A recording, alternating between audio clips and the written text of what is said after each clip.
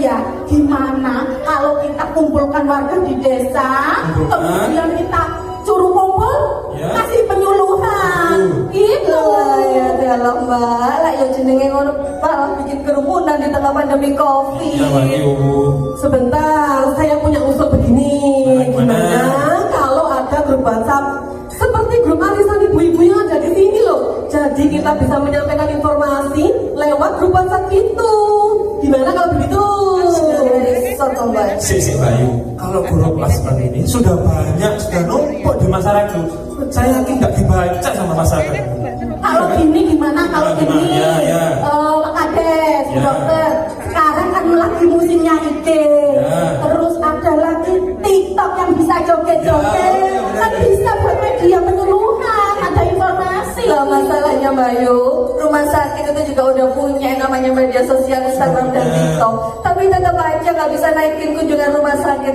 Kan masyarakatnya yang pada takut ke rumah sakit. Lah kalau memang pasiennya nggak mau datang ke rumah sakit, yuk dibalik saja ke Bu Dokter. Gimana kalau petugas kesehatan yang datang ke rumah warga seperti di Instagram itu loh namanya. Namanya adalah home care. Home care? Iya, bisa jadi. Gini, home care itu adalah fasilitas layanan rumah sakit yang bisa dinikmati oleh warga di rumah. Jadi nggak perlu capek-capek datang ke rumah sakit, antri obat, berkerumun lagi, dan pastinya nggak akan tertular COVID. Gimana kalau begitu?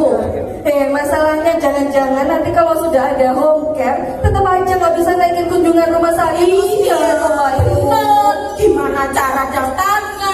Gimana cara pesennya? Masa bisa kayak gitu? Saya ada usul ini loh Mbak. Gimana Pak Kades? Gimana kalau home care tadi itu dibuatkan aplikasi? Nanti masyarakat tinggal klik dari rumah, klik klinik, petugasnya yang datang. Bagaimana?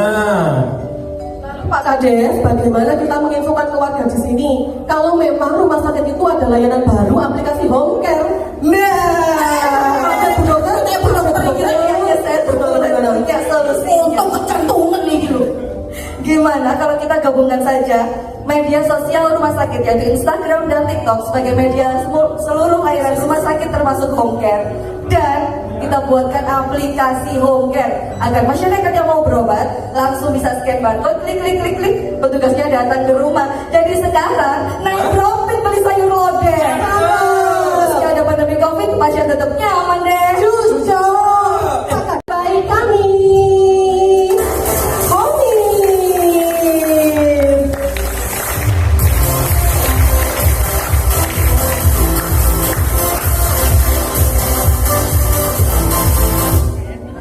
Bu dokter, Gimana, dari Bu? tadi itu ya kita pusing mikirin solusi. Ini sebenarnya buat apa sih Bu Dokter? Jadi sebenarnya tujuannya adalah agar kunjungan rawat jalan di Rumah Sakit Petrokimia Gresik Sidoarjo dapat naik menjadi paling tidak 3.000 dalam sebulan, dan omsetnya 892 juta dalam satu bulan. Terus Bu Dokter, ini kan tadi banyak ya. Terus pelaksanaannya bagaimana Bu Dokter? Jadi nanti kita akan melibatkan berbagai macam profesional, dokter, perawat, bidan, fisioterapi, analis laboratorium, driver ambulans, hingga bagian IT rumah sakit yang akan membuatkan aplikasinya. Ini loh yang kita maksud dengan KIT PPA. KIT PPA? Apalagi itu Bu Dokter? KIT PPA adalah kolaborasi IT dan profesional memberi asuhan. Oh gitu, mantap. Tapi gini Bu Dokter, ini kan banyak pihak yang terlibat ya, banyak orang juga. Nanti apa nggak susah ya Bu Dokter ya? Jadi gini Mbak Yu, yang namanya kerja bersama insya Allah nggak akan ada yang susah. Betul apa betul? Betul. Jadi tahapan yang akan kita lalui adalah ada rapat koordinasi, kemudian pengumpulan dan pengolahan data, analisis alur proses layanan dan rencanaan sistem aplikasinya. Pada tahap procurement kita akan melakukan pembelian server home-care dan pembelian alat home-care-nya, alkesnya. Kemudian pada tahap construction kita akan melakukan pembuatan SK home-care, SK digital marketing, kemudian desain aplikasi, testing aplikasi hingga publikasi aplikasinya. Iya. Seperti inilah nanti jadinya. Rumah Sakit Petrokimia Gresik Triorejo. Langkah pertama, pilih akun saya untuk mendaftarkan akun. Klik buat sebuah akun. Lakukan pengisian data diri Anda dan pastikan semua terisi ya. Jangan lupa klik centang pada poin saya telah membaca dan menyetujui. Setelah ada aplikasi ini nanti kita tinggal HP ikut-ikut sudah datang semua. Betul sekali Bayu. Jadi sekarang alur pelayanan sudah berubah dari as is menjadi to be. Sudah ada alur pelayanan pasien di rumah. Kemudian pasiennya tinggal klik, petugasnya datang, mendapatkan informasi dan layanan tentang layanan rumah sakit sehingga kepuasan pasien dapat meningkat. Ternyata hal ini dapat meningkatkan pasien menjadi 122%.